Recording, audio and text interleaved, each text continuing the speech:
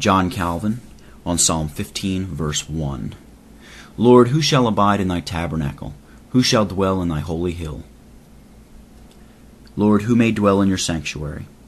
As nothing is more common in the world than falsely to assume the name of God or to pretend to be his people, and as a great part of men allow themselves to do this without any apprehension of the danger it involves, David, without stopping to speak to men, addresses himself to God, which he considers the better course.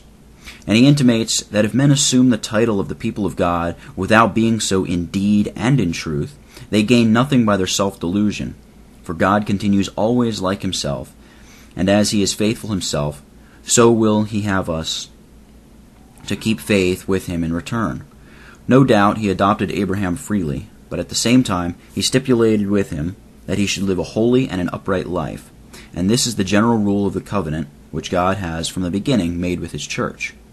The sum is that hypocrites who occupy a place in the temple of God in vain pretend to be his people, for he acknowledges none as such but those who follow after justice and uprightness during the whole course of their life.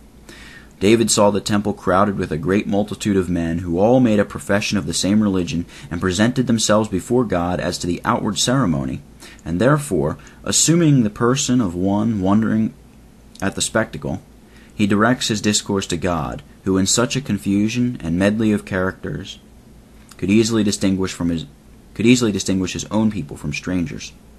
If we really wish to be reckoned among the number of the children of God, the Holy Ghost teaches us that we must show ourselves to be such by a holy and an upright life, for it is not enough to serve God by outward ceremonies unless we also live uprightly and without doing wrong to our neighbors.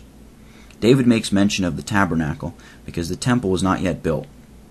The meaning of his discourse, to express it in a few words, is this: that those only have access to God who are his genuine servants and who live a holy life.